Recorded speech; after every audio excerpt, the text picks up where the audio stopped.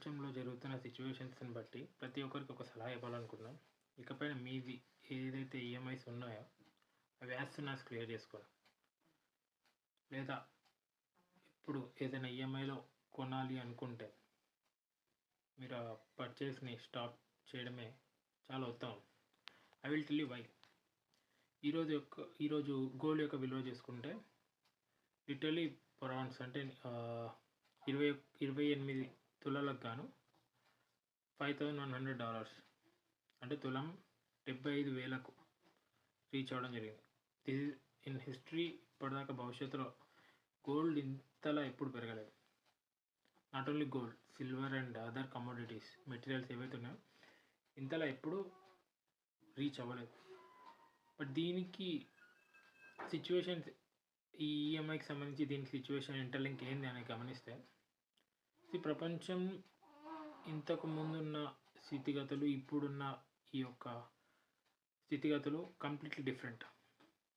Why అంటే ఈ ప్రపంచానికి సంబంధించి ట్రంప్ విధించిన టారిఫ్స్ ఏవైతే ఉన్నాయో ఆ టారిఫ్ విధానం వల్ల ఆల్ గూడ్స్, వస్తువులు, ఇంకా ఏవైతే ఎగుమతులు చేసుకున్నామో అండ్ మనం దిగుమతులు చేసే ప్రతి ఒక్క వస్తువు మీద ఆ యొక్క టారిఫ్ అనేది ఇంపాక్ట్ చూపించడం వల్ల మన యొక్క వస్తువులు అక్కడ వేరే దేశంలో కొనుగోలు చేయాలంటే ఆ యొక్క ప్రైస్ చాలా హై ఉండడం వల్ల వాళ్ళు లోకల్ బ్రాండ్స్ని చూస్ చేసుకుంటారు.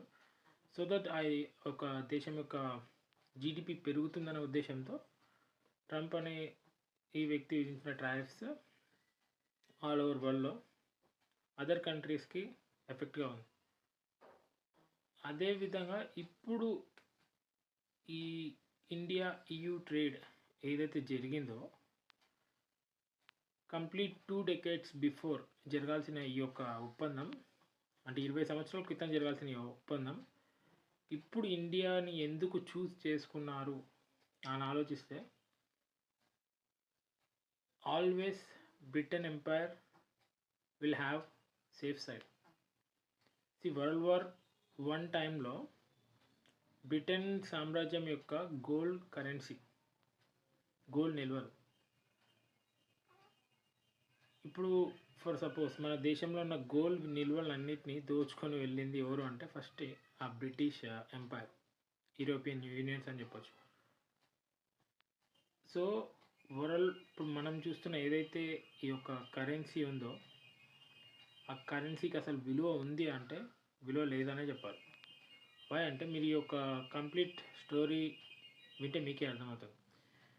వరల్డ్ వార్ 1కి ముందు మనం ఏదైతే వస్తువు ధరలు మనం ఎక్స్చేంజ్ చేసుకుంటామో ఆ యొక్క ఎక్స్చేంజ్కి సంబంధించి మనం ఇప్పుడు బియ్యం కావాలంటే నా దగ్గర ఉన్న ఈ ముడి ధాన్యము లేదంటే దానికి బదులుగా సమ్ ఫుడ్ లేదంటే స్టాక్ ఎక్స్చేంజ్ చేసుకొని దాన్ని బట్టి చేసేవాళ్ళు. బట్ ఎప్పుడైతే ఈ బ్రిటిష్ ఎంపైర్ వాళ్ళు మన దేశానికి వచ్చారో they have introduce their currency. Because చైనాలో ఒక ట్యాబ్లెట్ ఆ గవర్నమెంట్ ఉద్దేశించి ఇస్తున్న ట్యాబ్లెట్, అంటే ఫర్ ఎగ్జాంపుల్ ఒక ప్రైవేట్ వ్యక్తి ఒక ట్యాబ్లెట్కి దీని యొక్క విలువ నేను ఒక $100 విలువ ఈ ట్యాబ్లెట్కి ఉంది అని చెప్తే, ఈ ట్యాబ్లెట్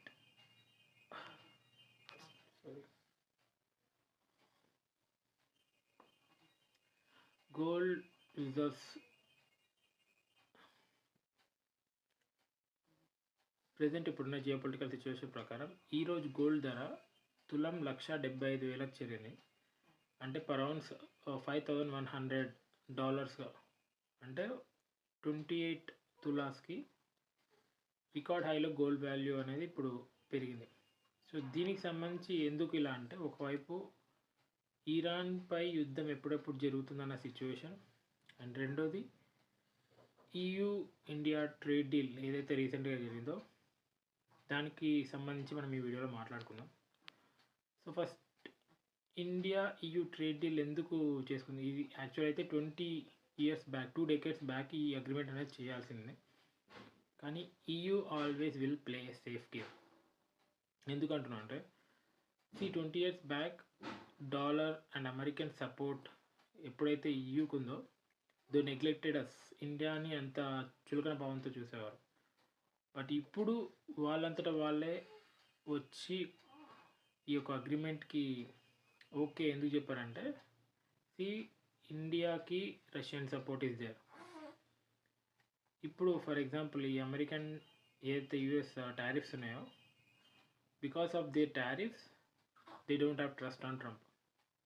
సో ట్రంప్ మీద ట్రస్ట్ లేనందువల్ల మీన్స్ ఫర్ సపోజ్ ఒకవేళ వరల్డ్ వార్ 3 కనుక స్టార్ట్ అయితే what people in there country, వాళ్ళ యొక్క దేశపు జనాభాకి ముఖ్యంగా కావాల్సింది ఏంటి యుద్ధం సమయంలో? తిండి, తర్వాత ఈ యొక్క weapons first priority, second food. So weapons already they have, top technology they have, but food related there will be crisis, right? So ఆ ఫుడ్ రిలేటెడ్ క్రైసిస్ని యుద్ధ సమయంలో ఏ కంట్రీ పూడ్చగలదని గమనిస్తే the safe country is our India. ఎందుకంటే ఇండియాకి సపోర్ట్గా Russian country ఉంది, and at the same time India is also have a complete weapons, nuclear weapons కానివ్వండి, మన యొక్క ఈ ఎయిర్ క్రాఫ్ట్స్ కానివ్వండి, కంప్లీట్లీ అప్డేటెడ్ వర్షన్స్లో ఉన్నాయి ఆల్ ఓవర్ వరల్డ్తో కంపేర్ చేస్తాం. సో ఒకవేళ వరల్డ్ వార్ 3 వచ్చినా మన ఈ ఇండియా యొక్క పర్ క్యాపిటా తగ్గించడం చాలా కష్టం, and at the same time food crisis అనేది ఇండియాలో చాలా తక్కువ వచ్చే అవకాశం ఉంది. సో ఇండియాతో ఇప్పుడున్న ట్రేడ్ డీల్ మోస్ట్లీ ఇంపాక్ట్ చేస్తుంది అంటే only India EU trade deal ఏదైతే ముఖ్యంగా ఉందో వాళ్ళ యొక్క కార్స్ లిటరలీ 10% టారిఫ్, ఇంతకుముందు 110% ఉండే, ఆ యొక్క 110 నుంచి ఇప్పుడు ఓన్లీ 10% టారిఫ్స్. రెండోది మీరు తయారు చేసే వైన్స్ మా దగ్గర literally 0 tariffs on wines. Second వాళ్ళ యొక్క ఏదైతే ఆలివ్ ఆయిల్ ప్రొడ్యూసింగ్ ఉందో వాటి మీద కూడా టారిఫ్స్ లేవు. సో ఫర్ ఫారెన్ కార్స్ ఇక్కడ పర్చేజ్ చేసే మరి ఇండియన్ యొక్క మ్యానుఫ్యాక్చరింగ్ కంపెనీస్ దెబ్బతింటాయంటే దానికి ఒక పాయింట్ మెన్షన్ చేస్తారు. అదేంటంటే ఓన్లీ 2 lakh కార్స్ మాత్రమే, దట్టు 17 lakhs ప్రైస్లో ఉన్న కార్స్కి మాత్రమే ఈ యొక్క ట్రేడ్ డీల్ అనేది వర్తిస్తుంది. రిమైనింగ్ అబోవ్ 17 lakhs బడ్జెట్ ఏదైందో వాటి మీద టారిఫ్స్ అనేది సేమ్ అమలు అవుతాయి. But the thing if you compare ఇండియాలో కంపేర్ చేస్తే literally the middle class people ఎవరైతే ఒక కార్ని పర్చేజ్ చేయాలనుకుంటారో వాళ్ళ యొక్క basic expenditure minimum 10 lakhs to 15 lakhs మధ్యలోనే ఉంటుంది. So it is a huge opportunity for them, and in return we're exporting our goods to the European unions. So they are safe even though if there is any world war 3 might happen, they are safe regarding the food, and for their air defense system and coming to equipments, ఈ యొక్క యుద్ధ నౌకలు, యుద్ధ సామాగ్రి ఏదైతే they are already in complete high with technology. So they are already safe అన్నట్టు.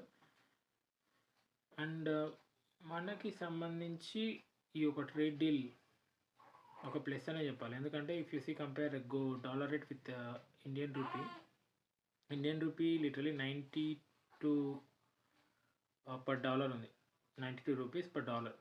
అంటే literally only 8% rupee కనుక ఫాల్ అవుతే మన యొక్క ఇండియన్ జీడిపి అనేది పెరగడం అసాధ్యం. ఎందుకంటే currency fall any country will have to struggle, because foreign ఎక్స్చేంజ్లో ఏదైతే ట్రేడ్ డీల్ చేయాలనుకో దానికి సంబంధించిన కరెన్సీ విలువనే లేకపోతే వాటి యొక్క గూడ్స్ అండ్ ఎక్స్పోర్ట్స్ అనేది టూ హై రీచ్ అవుతాయి.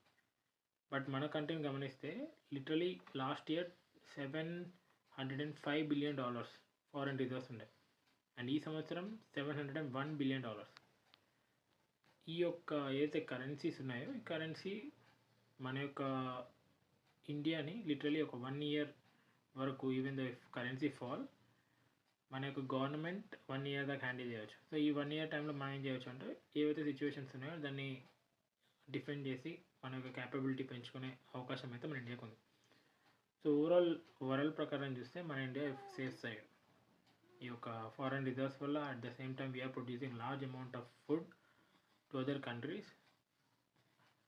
కాకపోతే ఈ యొక్క జియో పొలిటికల్ సిచ్యువేషన్స్లో ఈ యొక్క కరెన్సీ రిలేటెడ్ ఒక స్మాల్ థింగ్ మీరు అబ్జర్వ్ చేయాలి.